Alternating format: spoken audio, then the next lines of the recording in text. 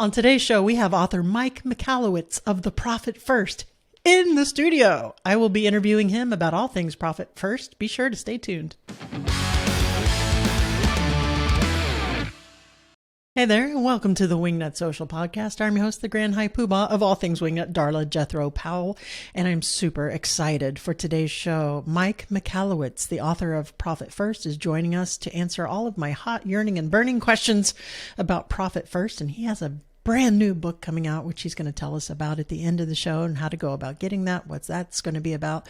So make sure you stay tuned all the way to the end.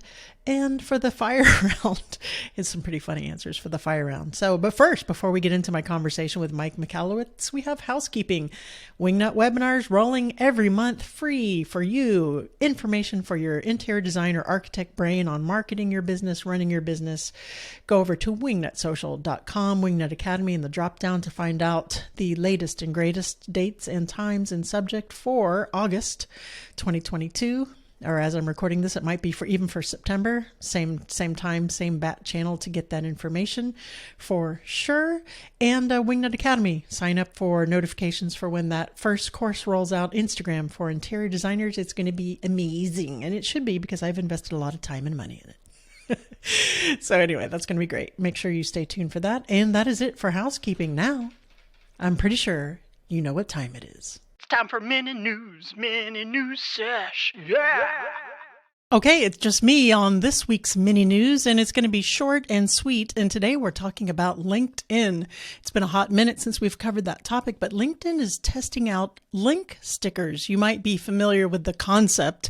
If you're on Instagram, when you post your stories, you'll see a little sticker you can put on there that has a workable, actionable link. Well, now LinkedIn, no pun intended, I don't even know if that's appropriate or accurate, but is experimenting with the same. They're rolling this out. So when you're posting a video or something where you want your follower on LinkedIn to go to an external website, they can just do it straight from the post, straight from the picture. So that... Is it going to be helpful? Maybe. So you don't have to go down to the captions. It's a little bit of a quicker interaction, less of a barrier to entry to get them to go to what it is that you want them to. Because right now you post the link, they have to go down, maybe below the 3 dots. If you're doing it that way, read a caption. If you have a post on LinkedIn that is super catchy, and here it is, here's my design firm, here's the link, find out more. That could be really helpful, really nice. So, and if you're not on LinkedIn as an interior designer, you're missing out on a lot of professionals who are potentially your clients moving forward. And especially if you're a commercial interior designer, give LinkedIn some love. It's definitely growing and gaining traction. And I'm finding I'm enjoying it a lot more than I used to. I will be trying out the link sticker. It is a slow rollout. It's not available to everybody just yet, but I think it's worth giving it a try. So link stickers, for more information on that, you can go to the show notes at wingnutsocial.com/podcast on this episode with Mike Michalowicz. And that's it for mini news. Mini news sesh. Yeah. All right, now let's get into my conversation with Mike Michalowicz. But first, let me tell you about him. Mike Michalowicz is the author of The Pumpkin Plan, Clockwork, Fix This Next, Get Different, and of course, Profit First. With over 1 million readers, he remains on Amazon's bestseller list after 8 years. 8 years. Clockwork, Revised and Expanded, Design Your Business to Run Itself is Mike's latest release, coming when this episode airs. It should have released yesterday, as this is going to air in August of 2022, August 24th to be exact. So run, don't walk, go get it. All right, Wingnuts, help me in welcoming Mike Michalowicz to the show.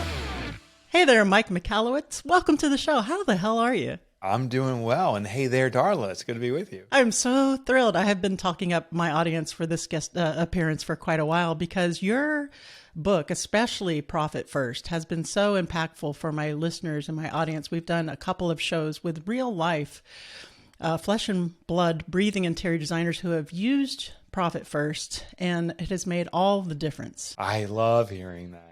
Right? It's been such a game changer. In fact, I just, right before this episode aired, I interviewed Lisa Gilmore, and she said, please tell him personally, thank you from me. So, oh, well, if Lisa's listening in, thank you for doing it. You know, to me, it's kind of like a cookbook. it's a recipe, but you still need to cook it up. And that's actually often the harder part. So kudos to Lisa for executing it. Yeah. And so many. And my interior design business coach, for the agency, for Scarlet Thread Consulting, Michelle Williams, I think she's a certified Profit First. She's great. She is great. She's been very helpful. And Darla Alfawaris did a whole episode. But let's dig in. So let's talk about your first book, right? Or the piggy bank. Right? Let's tell me about the inspiration on that, like the one featured on the cover. How did that change your perspective? Yeah, right. I made the cover of the first release of Profit First. It's not on the revised and expanded edition, but the story remained. That became a defining moment for what I think is my life. I've defined as my life's purpose. And it also inspired me to write Profit First and discover the method. The quick story is this. I had been and have been an entrepreneur my entire adult life, ever since college. I built and sold 2 companies. I made a lot of money in selling those businesses. Those businesses, it's important to note, were never profitable when I was running them. I happened to sell them, and that's why I made my money. So I'm like, oh, you make money by pumping and dumping. Build something and sell it off and do it fast. I was actually in dire straits with those businesses prior to selling them. I was lucky to sell them. My third venture didn't go so well. As an angel investor, started all these businesses. None of them were sellable. All of them were incurred expenses that I had to pay for. I evaporated all my wealth I had accumulated up to that point. And I remember my accountant calling me and he said, Mike, I can't believe it. You've been so, quote unquote, successful in the early phases of your career. He goes, I suggest you declare personal bankruptcy immediately. You are in really dire straits. I said, is there any other option? He said, well, you can liquidate your remaining assets, which was, we had a house we were in and we had a couple cars. So that's what I did. I came home to my family. It was February 14th, Valentine's Day, and said to my wife and my 3 children that we're going to lose our house. We lost it 30 days later. The cars, we had to start new. And I was sobbing. I was so ashamed. And I hadn't told them what was going on. I had left out the truth. I was lying through omission.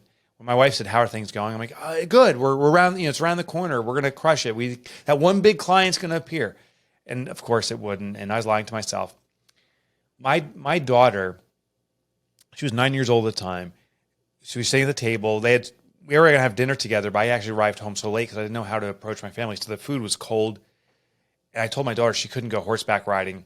It was a $20 session once every couple of weeks. It's a group thing. And I said, I can't wait. We're done. And she stood up. She was crying. I was crying. She ran out of the room, and I thought she was running away from me. But what she actually did, she ran to her bedroom to grab her piggy bank. And she ran back. I will never forget this moment. And she puts it on the table and says, Daddy, since you can't provide for our family, I'll start doing it. And I was like, I'm getting emotional now. I'm so ashamed of that moment and so proud of her.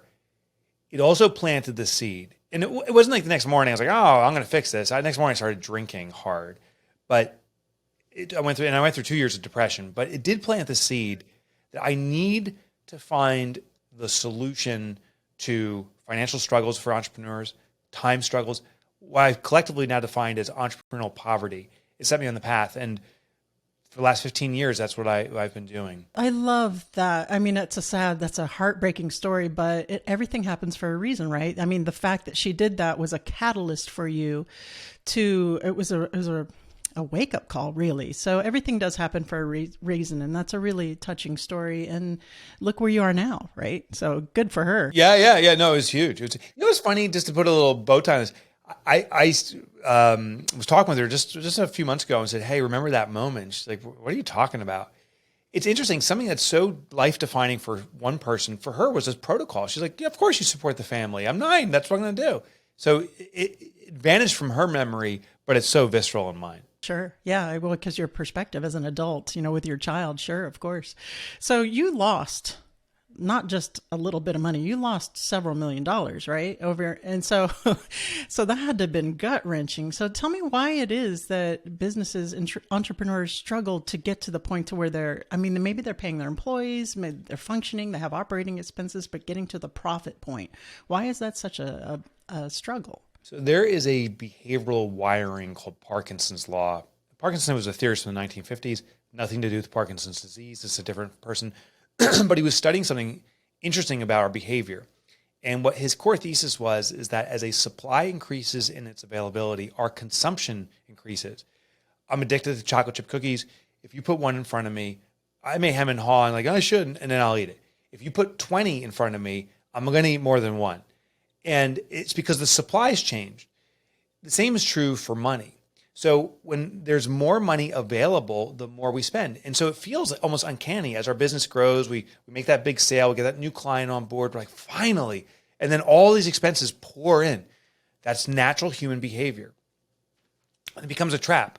So most businesses, and I know businesses that have gone into the, not just millions, like the tens of millions that still are just struggling to get by because they're spending every dime they make.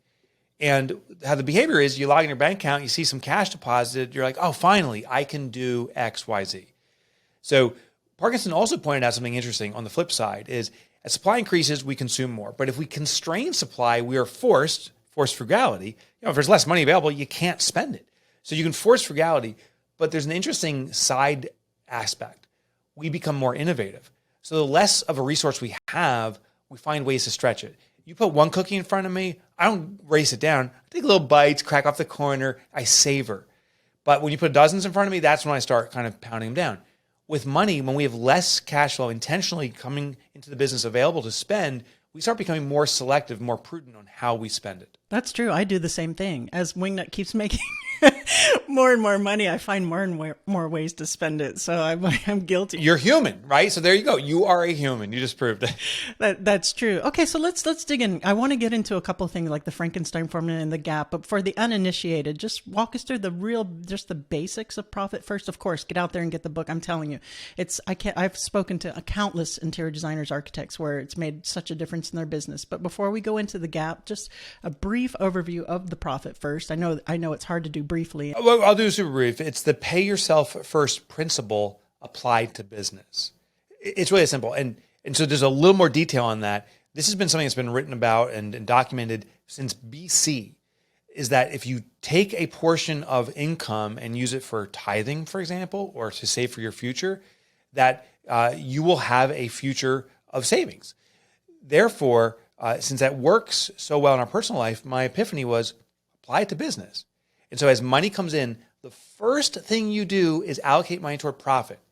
And what I say in the book is that most of us think profit is an event, an eventuality. One day, if I work hard enough and long enough, there'll be profit. And that's not the truth. Profit is a habit. Every time money comes in, we're going to take a portion of that money, allocate toward profit. As profit is a habit, it becomes baked into our business, and profit will just accumulate and accumulate. Pay yourself first. Right. And that's a very good principle. And I think that's what it is. And it's also like if you build it, kind of, they will come. If you force your finances to the point where you have to pay yourself or you have to do a profit, everything else seems to kind of trickle down and balance out, like where you're getting for the Parkinson's law, right? You're reducing those cookies in front of you and you're putting a few away for savings. And I love that. I think from a mindset standpoint, that's also been super helpful. And that's the feedback I'm getting is they can visualize, they can actually break it down and see it with the system. Yeah, what you do in the system is you pre-allocate money to its intended use. So profit's one, there's others. But now when you log into your bank account, you know what you're going to spend this money on before you spend it. And to your point, this is a mindset shift. So it can sound like a shell game. It's like, wow, money's money and you're just carving it up and moving it around, but it's still the same amount of money. Yes, logically it is, but we are behavioral beings. When we see what money's intended use is before we spend it, we work within the confines of that. So that's why it works. True. And I use it myself as well. I mean, I might not have as many accounts as in Profit First. It's kind of a hybrid. I have operations, payroll, taxes, paying myself. And it works really well, especially with me who has an issue with spending. Yeah, this isn't like an all-in to make it work. This is something that as long as you get started, it will start to serve you. So you don't have to do it perfectly by the book. You just got to get started, and then you'll find a system that works your natural way. The Wingnut Social is a digital marketing agency for interior designers and architects and to the trade home furnishings. And we do a pretty damn good job on behalf of our clients, if I do say so myself. But you know what? Don't just take my word for it. Listen to Julianne Hendrickson of Hendrickson Interiors out of Tampa, Florida. Hi, I'm Julianne Hendrickson with Hendrickson Interiors. I've been a Wingnut Social client for almost 2 years now. I'm so thankful for Wingnut. When I first started using Instagram myself for my personal business, I didn't know who my core audience was, and I didn't know how to use all the special features on Instagram. Wingnut Social is an expert in doing both things. They have taken my social media and they have made it something that I could not have done myself. I am so thankful and have no intention of not using them for a very, very long time. Thank you so much, Julianne. We love having you as a Wingnut Social client, and we're so happy to see all of the success that you've achieved over the past 2 years with us.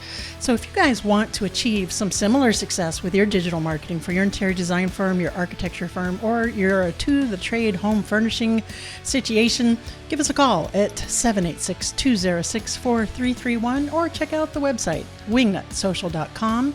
That's wingnutsocial.com. Just hit that Let's Chat and let's see how we can help you.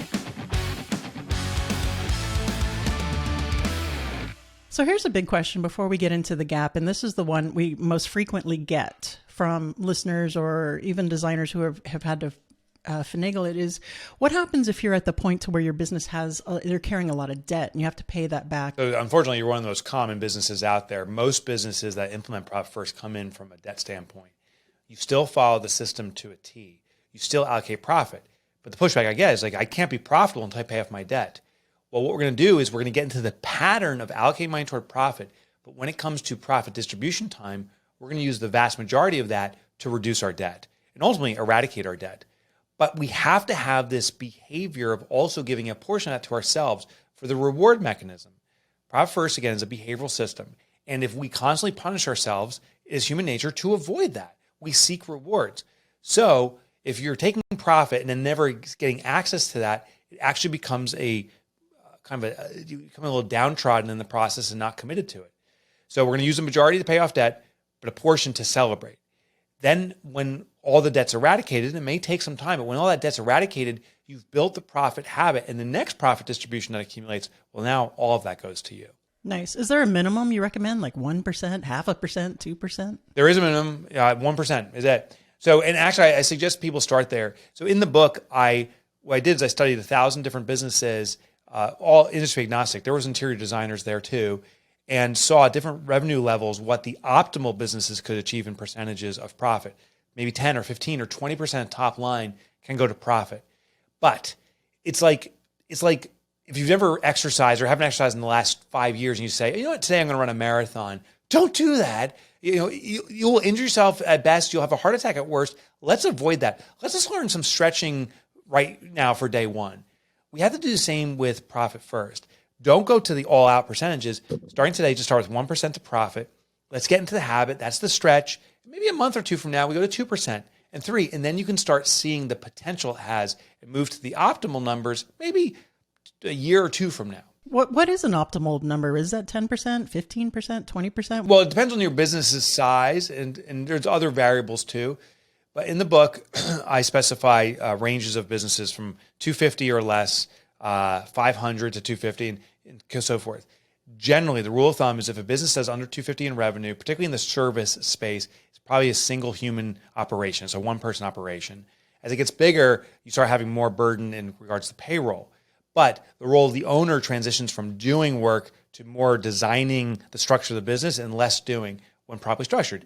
So interestingly, in a smaller business, usually we take higher percentages of owner's compensation, higher salary. A 250 business, maybe 50% of that money is used to pay you.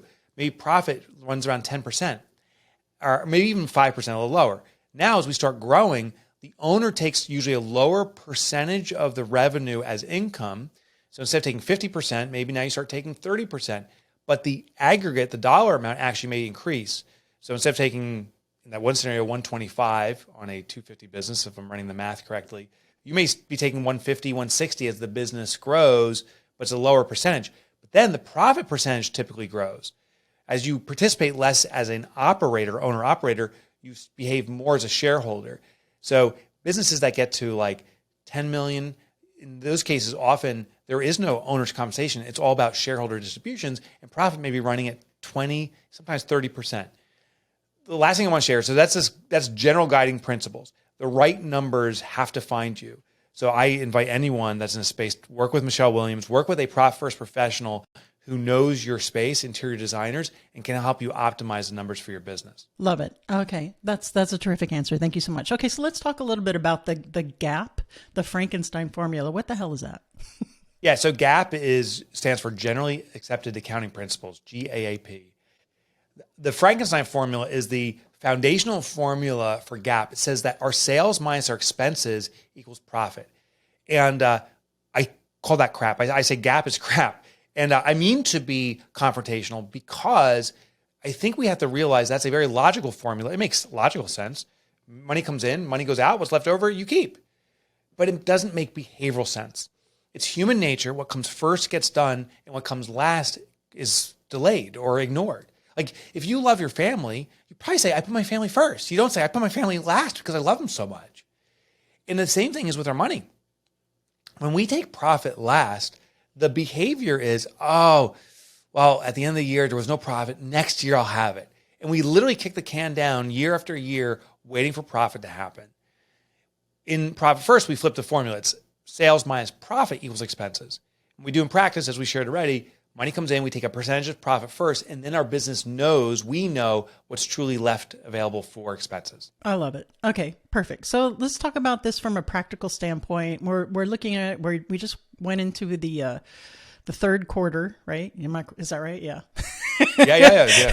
July 1st. Yeah. What is it as business owners that we should actually be looking at every quarter when it comes to Profit First or our finances? Yeah. So I have a few theories around quarterly adjustments. I first think we should use a technique called tacking. I don't actually talk about that in Profit First. I explore that in another book I wrote. But tacking is, the idea is, where do we want to intend it for the big vision? What's that 5 or 10 year vision? And what can we do in the next 90 days to best get there?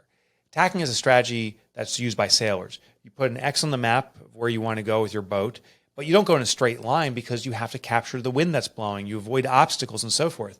So a sailboat will actually zigzag its way as it changes its sails to capture wind to its destination, but it gets there. Our businesses are the same. We don't beeline straight to our end goal. There's obstacles that present itself, the winds of the economy. We may be going into recession. I'm convinced we are. And so what we need to do is start this tacking, this zigzag process. So you work in 90-day increments. So starting July 1st or today, whenever you're listening in, just worry till the end of the quarter, which is the end of September 30th. What are the biggest movements I can make in my business to get toward the end goal, even if it's not direct? Are there new obstacles, new competition, new offerings I can make? What do you do? With profitability, what we do is we get into a quarterly rhythm of distributions. And this is important. I learned this from large corporations. I'm not necessarily a fan of the Fords of the world. Like I don't aspire to have the next Ford or Amazon. I do admire what they've achieved because they started in a garage just like we all did, and they grew to that size. And the only way you can get to that size is with absolute fiscal discipline. They got to pay salaries for hundreds of thousands of people, for example, as employees. How do you get there? You know, the number one rule with public companies is to distribute profit to the shareholders on a quarterly basis. If you own public stock, chances are you get a quarterly distribution. They do that to maintain shareholder engagement and to reward the risk takers, the shareholders. We need to do the same pattern. Every quarter, the profit that's accumulated, we distribute to the shareholder, which if you're the owner, it could be just you or you have partners, you distribute it equally or however your equity is distributed. And what it does is it re-engages you. It's like, wow, here's a bonus from me. This is above and beyond, by the way, a normalized salary, the salary you deserve. Now it's like, oh, this is a bonus. The mistake most owners do is whenever there's money available for them, they just take it. But now their lifestyle adjusts. They're basically peeling away profit whenever they can, and their lifestyle adjusts off of that, and they maximize their lifestyle to their income. And now they're not just precarious in their business, living check by check. They're living check by check at home. By doing this quarterly distribution, it keeps you engaged emotionally because you're looking forward. It's only 90 days away, worst case, the next profit distribution. But when it comes, you can't have adjusted your lifestyle to it because mostly at our home, bills come monthly or whatever. So it's a bonus above and beyond, and then you can use it to celebrate in any way you want. Some people celebrate by savings for their future. Some go on an amazing trip. Some people do a blend. Some people have personal debt. They first eradicate that and then go into a savings plan. But you can use it any way you want. I could buy more action figures for my background here. Oh, I love that. Yeah. I'll tell you the one thing not to do, though, is never plow back into your business. And so many people say, oh, I want to grow. I want to be more profitable. I'm going to reinvest my profit. The second you quote unquote reinvest your profit, you're now deeming it an expense. You're not profitable. You're running expenses. The lesson is, if you want to achieve that 10 or 15% profit, you must find ways to optimize your business off what's available for OpEx and grow fast. Now, here's the thing. People say, but the only way to grow, everyone knows it takes money to make money. Bullshit. Just because a million people have said that line doesn't mean it's right. It is a lie. We have over 600,000 companies who've implemented Profit First. The people that do this consistently outpace their contemporaries in growth. One of my favorite stories right now is Savannah Bananas, a Profit First implementer. They are a baseball team that is more profitable on a percentage basis than any other baseball team in the world, including the major leagues. And they're growing faster than all of their contemporaries, and they take their profit first. We can do the same. Nice. So, okay, so let's talk about that a little bit. So, like, for example, for my agency, Wingnut Social, we are growing. But for me to grow, it is a service-based business. I have to hire more employees, and I have to hire employees ahead of the service because they have to be, they have to be trained, right? They have to be trained to do the service. So how does service-based industries, as a solopreneur, you can only do so much. How do they grow into that without increasing, taking more money to make money? Yeah, I'll give you first a Profit First trick, and then I'll give you also strategies to optimize employees. Here's the Profit First, quote unquote trick. We have a rule. If in doubt, set up an account. Set up an account called New Employee. Whatever the foreseen salary is for this employee, start paying that salary before you start the hiring process. Usually we do this months in advance. The reason we do this is we want to see if we can maintain cash flow. Does it harm our business? One of the biggest impedances people say is, I can't hire someone. I can't afford to do it. Well, let's prove you can or can't. So start paying by transferring that money into that salary and see the impact on your business. Now, when we hire a person 3, maybe 6 months later, you have up to 6 months of reserved salary for them. So when you onboard them, it isn't a panic like, you got to bring in revenue immediately. We have the optimal time to train and bring them up to speed. So you've proven cash flow, plus you have a cushion. So that's a powerful technique. The other thing I want you to realize is the power of productivity from employees. There's a study that came out of England that identified that the average knowledge worker, that's the space you're in, 3.2 hours of productive time per day, regardless of the hours worked. So if someone works 8 hours or 10 or 5, they're producing 3.2. We've deployed that strategy in our own company. I have 2 locations. We have 25 employees between the 2 locations. And what we found is our part-timers are producing 8 hours of work, just like our full-timers. Now, there's some situations where it's necessary and appropriate to have full-timers, and we do. But the majority of our staff is actually part-timers working. Maybe about 60% of our staff is part-time, and they're producing at the highest levels. And there is a massive community of highly knowledgeable, highly capable people who aren't looking for full-time jobs, particularly in this new environment we're in. So consider that. I love that. That's a great tip. That might be my next hire, actually, part-timer, because they've all been full-time, and I love them all. I hope they're listening to this episode. Yeah, it's great. And, it's funny. We have one employee, Amy, here. She's on vacation right now. She works 4 hours a day. She works 4 days a week, and she comes into the physical office. She lives in town, and she said, I wanted a job that was nearby, but I want to be available for my family. She goes, I didn't care about the compensation, the salary. We're taken care of at home. She goes, what I'm concerned about is just having an environment to have an outlet for myself. There's a massive workforce out there that isn't looking for the dollars. They're looking for the environment or the culture. Yeah, the culture and all those elements. That is a big selling point that we often overlook. Yeah, that's one of the biggest things for us here is we all work remotely. We have a pretty fun culture, the everything. So I think that would be really attractive for a part-timer. So Mike, before we get into the fire round, let's just talk about, we mentioned Michelle Williams, right, for Scarlet Thread Consulting. Highly recommend, guys, by the way. And she is a certified Profit First coach. Tell me how that's helpful to have a coach or someone who's in it to win it like that, and versus just doing it by yourself. Yeah, and you can do it by yourself.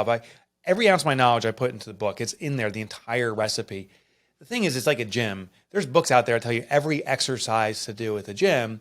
The question is, do you do them right? Do you not injure yourself? And do you have the stick-to-itiveness to stay with it?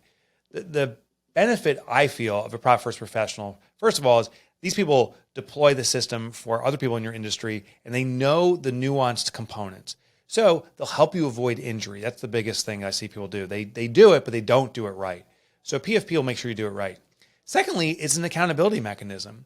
They will come to you and say, you got to do the allocations. We have to cut costs or increase margins. Usually margins is the biggest opportunity, and they'll give you strategy around that.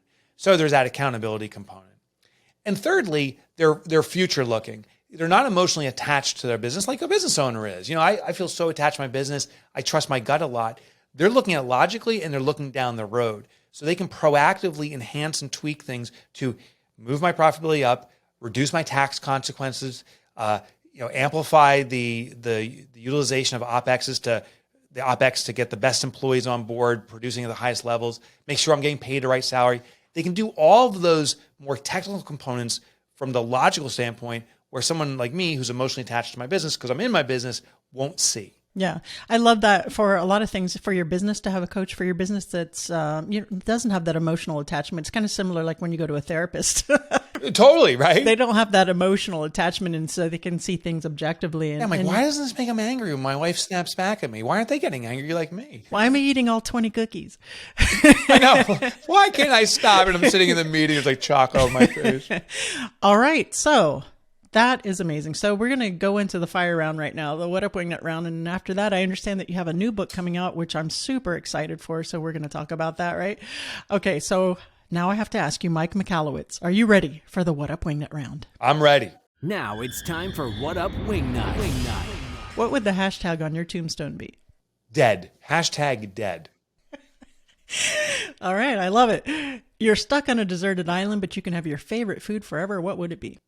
Blueberries. I'm addicted to blueberries. Right now we're in blueberry season. New Jersey is the blueberry capital of the United States. People don't know that. Did not know. Okay, cool. Yeah. Biggest producer of blueberries is New Jersey. So, oh my God, I could eat a pint a day easily. Oh, that's very healthy. So many antioxidants. I guess. I mean, anything in excess though becomes a problem. I eat that much. I love it that much. You're going to turn into Violet from Willy Wonka. Probably. Last but not least, please recommend a book that has impacted you either personally or professionally. I love so many books. I read constantly. I just finished reading a book called Next Year Younger. I'm in my 50s, and it's a book about how to maintain or even improve your health over the next 30 to 40 years until you're 80 or even 90 years old. Nice. I'm going to pick that up. I'm actually 54, so that's right up my alley. Yeah, it's a great book. I'll give it one little caveat. It's a little bit bro-y, but the concepts are really good. It definitely applies to men and women. It's just a little bit bro-y how it's written. That's okay. I can tolerate bro. I was a cop. Yeah, just be prepared. Just be mentally prepared. I was a cop for 18 years, so I'm all about it. I can take. Oh my God, you totally get it. I can take it. Great. It's a great book. The concepts are amazing. All right, and most importantly, please tell the listeners where they can go to find out more about you, and tell us a little bit about your new book. I'm super excited. Sure. So the new book is called Clockwork, Revised and Expanded. This is a galley copy I have here. So I took my book Clockwork, which the essence is design your business to run itself. We can create a business that doesn't need us, which actually gives us the freedom to reinsert ourselves in the business in the most joyful way. What do you like to do in your business? And it's a business that's highly saleable, and it's a business that makes money on automatic. So I've been studying this for 10 years now. This is the re-release of the book. It's 60% brand new content, 40% of the original content has been moved around. It's a simpler, better, faster implementation of it. And I'm blessed. Gino Wickman, the author of Traction, wrote the foreword for this book. Oh, wow. Okay, cool. So if you want to check out Clockwork, Revised and Expanded, or any of my other work, the best website to go to is not MikeMichalowicz.com because no one can spell Michalowicz. The better way is to go to MikeMotorbike.com. That's a shortcut to my site. All my books are there, free chapter downloads. I have a podcast myself. I used to write for the Wall Street Journal. You can get those articles all at MikeMotorbike.com. Nickname from grade school. It's the only G-rated one I have, so that's the only one I can use. Same. Wingnut's my nickname too. It's the only G. Yeah, that's a good one. I have some I just cannot repeat. They're so filthy. Yeah, same. For reasons. Mike Michalowicz, thank you so much for joining us. It's been a pleasure. Darla, this has been a joy. Thank you for having me. All right, so I'm not going to lie. I had a little bit of a fangirl moment there because I am a huge fan of Mike Michalowicz and his work, and he's been so impactful for a lot of you out there in the audience and for myself included. And Mike, I'm really looking forward to reading your next book, Clockwork, Revised and Expanded, which should be out now. So yes, thank you so much. Hope you got a lot of takeaways from this, and to get the nitty gritty on it, run out and get his books, Profit First, I would start with for sure. And then this latest Clockwork, Revised and Expanded. Be sure to check out wingnutsocial.com if you need any help with digital marketing for your interior design firm, your architecture firm, Or if you're a to-the-trade manufacturer, that is what we specialize in, and we do a damn good job. Check out our reviews, check out our testimonials on the website, our case studies. We would love to see how we can help. 786-206-4331 is our phone number. Wingnuts are standing by with bated breath. Or you can hit that little let's chat at wingnutsocial.com, and we'll check out and see what you got going on and how we can help.